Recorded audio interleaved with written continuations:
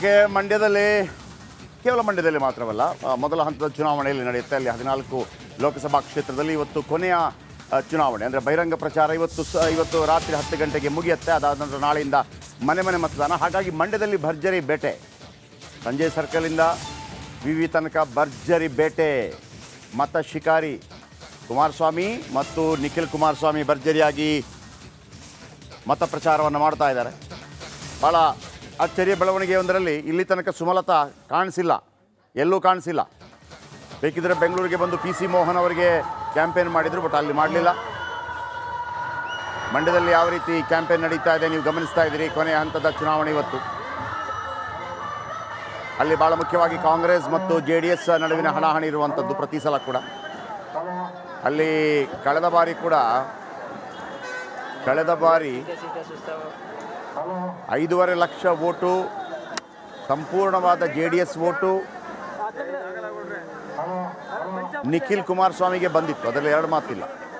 ಆದರೆ ಕಾಂಗ್ರೆಸ್ ಮತ್ತು JDSನ BJP ಹೆಚ್ಚುವರಿ ವೋಟುಗಳು ಸುಮಲತಾ ಅವರಿಗೆ ಸಿಕ್ಕ ಪರಿಣಾಮವಾಗಿ 1,25,876 ಮತಗಳ ಅಂತರದಿಂದ ಅವರು ಗೆಲ್ತಾರೆ. ಸೊ ಈಗಲೂ ಕೂಡ BJP ಒಂದು 2 ಲಕ್ಷ ವೋಟುಗಳಿದೆ ಅನ್ನೋದು ಒಂದು ಲೆಕ್ಕಾಚಾರ ಕಳೆದ ವಿಧಾನಸಭಾ ಚುನಾವಣೆಯಲ್ಲಿ ಲೆಕ್ಕ ಹಾಕಿದಾಗ. ಹಾಗಾಗಿ ಒಂದು ಕಡೆ ಸುಮಲತಾ ಪ್ರಚಾರ ಮಾಡಲಿಲ್ಲ, ಮತ್ತೊಂದು ಕಡೆ ದರ್ಶನ್ ಸ್ಟಾರ್ ಚಂದ್ರು ಪರ ಪ್ರಚಾರ ಮಾಡಿದ್ದಾರೆ. ಸೊ ಹಾಗಾಗಿ ಒಂದು ಕೊನೆ ತನಕ ಭಾಳ ಜಿದ್ದಾಜಿದ್ದಿನ ಪೈಪೋಟಿ ಇರುವಂತಹ ಒಂದು ಸ್ಪರ್ಧೆ ಆಗೋದ್ರಲ್ಲಿ ಯಾವುದೇ ಸಂಶಯ ಇಲ್ಲ. ಯಾಕಂದರೆ 7 ವಿಧಾನಸಭಾ ಕ್ಷೇತ್ರ ಪ್ಲಸ್ ಒಂದು ಮೈಸೂರು ಭಾಗದ ಒಂದು KR ನಗರ ಕೂಡ ಬರುತ್ತೆ ಈ ಲೋಕಸಭಾ ಕ್ಷೇತ್ರಕ್ಕೆ. ನಿಮಗೆ ಎಲ್ಲೂ ಕೂಡ ಒಂದು ಕಡೆ ಬಿಟ್ಟರೆ JDS ಎಲ್ಲೂ ಕಡೆ ಕಾಣ್ತಾ ಇಲ್ಲ ನಿಮಗೆ. ಕಳೆದ ಬಾರಿ ನಿಖಿಲ್ ಕುಮಾರಸ್ವಾಮಿ ಸೋತಂತ ಸಂದರ್ಭದಲ್ಲಿ 7ಕ್ಕೆ 7, 8ಕ್ಕೆ 8 JDS ಇದ್ರೂ ಕೂಡ ಗೆಲುವು ಆಗಲಿಲ್ಲ.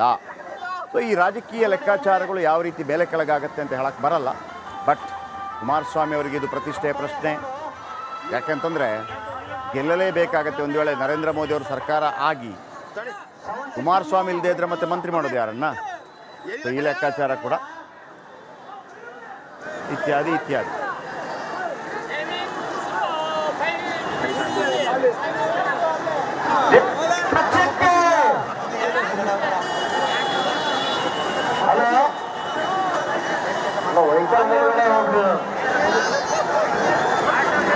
ಹಲೋ ಹಲೋ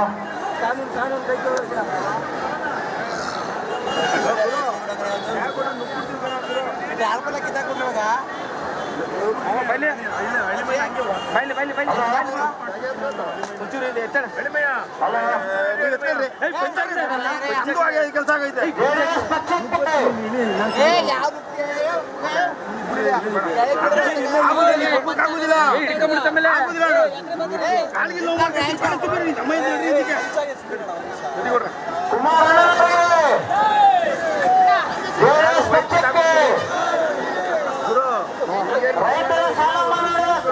ಕುಮಾರಸ್ವಾಮಿ ಅವರಿಗೆ ರೈತರ ಸಾಲ ಮನ್ನಾ ಮಾಡಿದ ಕುಮಾರಣ್ಣನವರಿಗೆ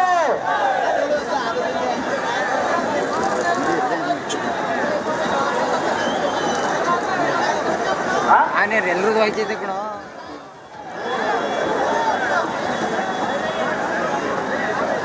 ದೇಶದ ಮಾಜಿ ಪ್ರಧಾನಮಂತ್ರಿಯಾದ ಸನ್ಮಾನ್ಯ ಮಣ್ಣಿನ ಮಗ HD ಅವರಿಗೆ, ರಾಜ್ಯದ ಮಾಜಿ ಮುಖ್ಯಮಂತ್ರಿಗಳು ರೈತರ ಸಾಲ ಮನ್ನಾ ಮಾಡತಕ್ಕಂಥ ಮಣ್ಣಿನ ಮಗ HD ಕುಮಾರಸ್ವಾಮಿ ಅವರಿಗೆ, JDS ಪಕ್ಷಕ್ಕೆ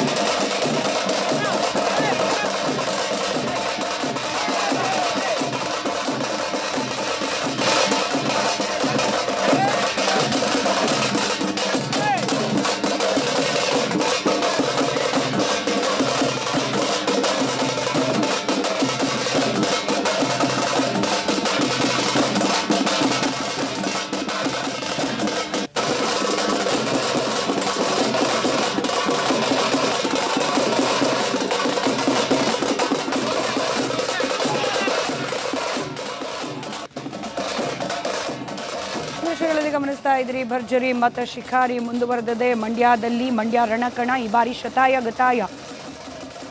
NDA ಪಕ್ಷಕ್ಕೇನೆ ಜಯ ಲಭ್ಯವಾಗಬೇಕು ಅಂತ ಹೇಳಿ ಅದರಲ್ಲೂ ಕುಮಾರಸ್ವಾಮಿ ಅವರನ್ನ ಕಣಕ್ಕಿಳಿಸಿರೋದ್ರಿಂದ ಮೈತ್ರಿ ಅಭ್ಯರ್ಥಿಯಾಗಿ ಅವರ ಪರವಾಗಿ ಮತದಾರರು ಮತ ಚಲಾವಣೆ ಮಾಡುವ ರೀತಿಯಲ್ಲಾಗಬೇಕು ಅಂತ ಹೇಳಿ ಭರ್ಜರಿ ಮತಯಾಚನೆಯನ್ನ ಮಾಡಲಾಗ್ತಾ ಇದೆ. ಬಹಿರಂಗ ಮತಯಾಚನೆಗೆ ಇವತ್ತು ಕೊನೆಯ ದಿನ. ಹೀಗಾಗಿ ಭರ್ಜರಿ ರೋಡ್ ಶೋ ಮೂಲಕ ಬಹಿರಂಗ ಮತ ಶಿಕಾರಿಯನ್ನ ನಮಸ್ಕಾರ, ಕರ್ನಾಟಕ ಪ್ರೈಮ್ ಟೈಮ್ಗೆ ಸ್ವಾಗತ.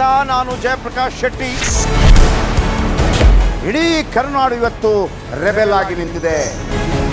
ಈ ಹಗರಣಗಳನ್ನು ಸದನದಲ್ಲಿ ಪ್ರಸ್ತಾಪ ಮಾಡಲು ಕೂಡ ಕಾಂಗ್ರೆಸ್ ಹಿಂದೇಟು ಹಾಕಿದ್ದೇಕೆ?